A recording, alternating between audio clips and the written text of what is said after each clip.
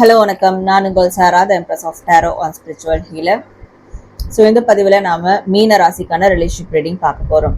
So மீன ராசியில் இருக்கக்கூடிய நீங்கள் நோ கான்டாக்டில் இருந்தாலும் சரி, கான்டாக்ட் ரிலேஷன்ஷிப்பில் இருந்தாலும் சரி, லவ் ஆர் மேரேஜ் ரிலேஷன்ஷிப்பில் இருந்தாலும் சரி, இந்த ரிலேஷன்ஷிப்பில் இருந்து இந்த பர்சன் கிட்ட இருந்து மூவ் ஆன் பண்ணலாமா இல்லை ஸ்டே ஆன் பண்ணி வெயிட் பண்ணலாமா அப்படின்ற ஒரு கேள்வி இருக்கும் இல்லையா?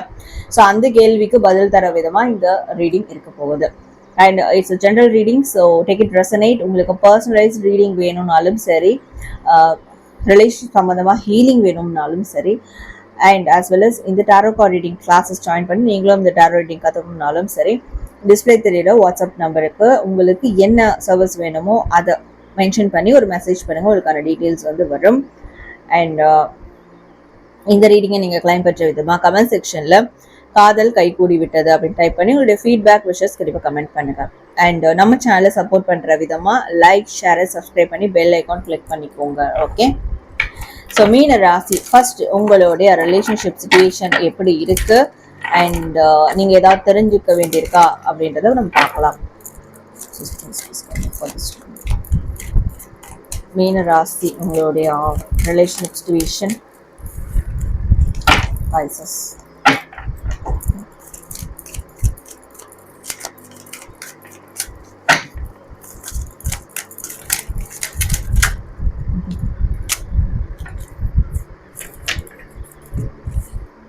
We have two of pentacles, we have moon. உங்களோட ரிலேஷன்ஷிப் சிச்சுவேஷன் எப்படி இருக்குன்னா அந்தரத்தில் இருக்க மாதிரி இருக்கு. விடவும் முடியல, தொடரவும் முடியல. இப்போ எப்படி இந்த ரீடிங்குள்ள வந்தீங்க? இதில் ஸ்டே ஆன் பண்ணியிருக்கலாமா இல்லை மூவ் ஆன் பண்ணி போகலாமா? அப்படியான ஒரு நிலையில தான் இருக்கிறீங்க. ஆக்சுவலாக சிச்சுவேஷன் அப்படி தான் இருக்குது உங்களுக்கு. இதை நம்ம தொடர்ந்து கண்டினியூ பண்ணவும் முடியாத ஒரு நிலை இருக்குது. பட் இதை விட முடியாத ஒரு நிலையும் இருக்கு. அட் த சேம் டைம் என்னால் விடவும் முடியல, கண்டினியூ பண்ணவும் முடியல. நான் என்ன பண்ணுறது? நிறைய குழப்பம் இருக்குது, கிளாரிட்டி இல்லை, பதில்கள் இல்லை, மனசில் ரொம்ப பாதிப்புகள் இருக்குது. இந்த ரிலேஷன்ஷிப் பற்றியும் இந்த நபரை பற்றியும் ஆழ்ந்த சிந்தனை இது அதிகமாக இருக்குது. அது ப்ரெஷர் அதிகமாக இருக்கும். மனசில் நிறைய கேள்விகள், குழப்பங்கள் இருக்கும். அதோட இது ஆழ் மனதில் ஒரு பெரிய பாதிப்பை ஏற்படுத்தியிருக்கும்.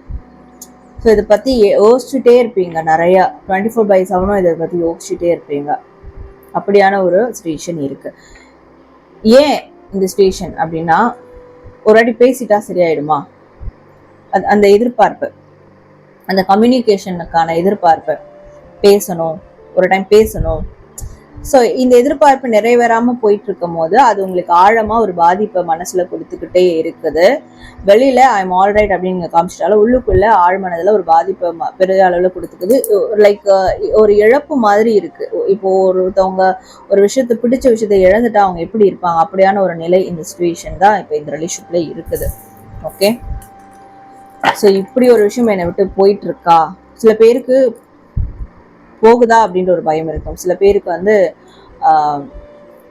எனக்கு போயிடுச்சு அப்படின்ற ஒரு கவலை இருக்கும். இப்படியான ஒரு சிச்சுவேஷன் இருக்கு. ஓகே, ஸோ மேற்கு என்ன சிச்சுவேஷன் இருக்குன்றது பார்க்கலாம்.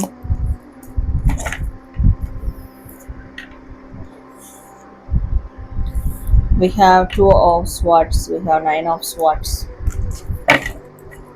இந்த ரீடிங் நான் பார்த்துட்டு இருக்கும் போதே டைம் பார்க்கும்போது டைமர் இருக்கும் இல்லையா? ஸோ அதை பார்க்கும்போது ஏஞ்சல் நம்பர் 333 இருந்தது. 333. ஸோ நீங்கள் கமெண்ட் செக்ஷனில் 333 டைப் பண்ணி உங்களுடைய விஷஸ், வேண்டுதல்கள் கமெண்ட் பண்ணுங்கள். இல்லை 333 மேனிஃபெஸ்டேஷன் நம்பராக எடுத்துக்கிட்டு உங்களோட ரிலேஷன்ஷிப்பில் என்ன பண்ணணும்னு நினைக்கிறீங்களோ, சக்ஸஸ் பண்ணணும்னு நினைக்கிறீங்களோ அதை எழுதி மேனிஃபெஸ்ட் பண்ணுங்கள். And also angel number 333 Google பண்ணி பாருங்கள். அது என்ன தகவல் கொடுக்குதுன்றதை பாருங்கள். அதையும் அடிஷ்னல் இன்ஃபர்மேஷனாக எடுத்துக்கோங்க. ஓகே, ஒரு கண்கட்டி விட்ட மாதிரியான, கண்கட்டி காட்டில் விட்ட மாதிரியான நிலைமை இருக்கு. ஃபர்ஸ்ட் ஆஃப் ஆல் என்ன செய்யறது அப்படின்றது எந்த ஐடியாவும் இல்லை. There is no idea. உங்களுக்கும் சரி, உங்க பார்ட்னருக்கும் சரி. மேபி ஸோ இந்த ரிலேஷன்ஷிப்ல இருக்கக்கூடிய ஃபீமேல் பர்சன் ரொம்ப நிறைய பிரச்சனைக்குள்ளாக்கப்பட்டு டிப்ரெஷனில் போயிட்டு இப்போ ஓரளவுக்கு அவங்க இதுலேருந்து மூவ் ஆன் பண்ணி வெளியே வந்துட்டு இருக்க மாதிரி இருக்குது. இந்த ரிலேஷன்ஷிப்பில் இருக்கக்கூடிய மேல் பர்சன் இன்னும் அதே சிச்சுவேஷனில் தான் இருக்கிறாங்க.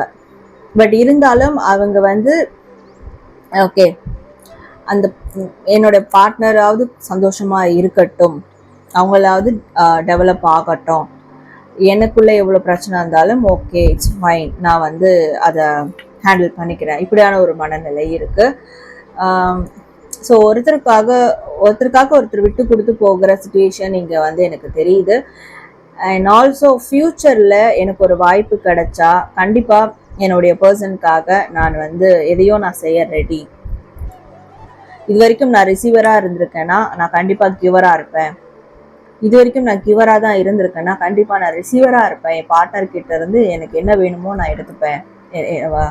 என் பார்ட்னரும் எனக்கு செய்யணுன்ற ஆசை இருக்குது. லைக் இது வந்து வைஸ் வர்ஸாக மாறும், நீங்கள் எப்படி இருந்திருக்கீங்கன்றதை பொறுத்து மாறும். பட் ஃப்யூச்சருக்கான ஹோப்பும் இருக்குது. அட் த சேம் டைம் இப்போ ஒரு டிப்ரெஷனான ஒரு சுச்சுவேஷனையும் ஃபேஸ் பண்ணுறீங்க அப்படின்னு தெரியுது.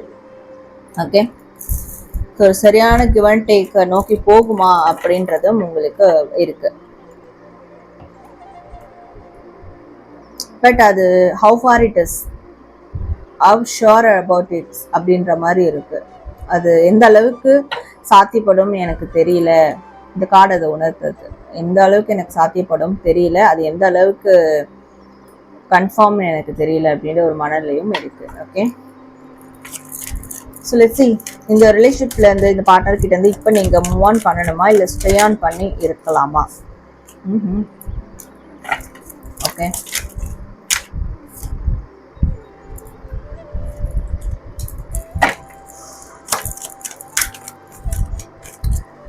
should you stay on or move on from this relationship, Pisces? We have Ace of Swords. Okay. We have Ace of Swords, Seven of Cups, the Hierophant, King of Cups. உங்களால் இந்த ரிலேஷன்ஷிப்பில் வர பிரச்சனைகளை சமாளிக்க முடியும். இமோஷனலாக நீங்கள் ட்ரிகர் ஆக மாட்டீங்க. இமோஷ்னலாக நீங்கள் மெச்சூரிட்டியாக அதை ஹேண்டில் பண்ணுவீங்க.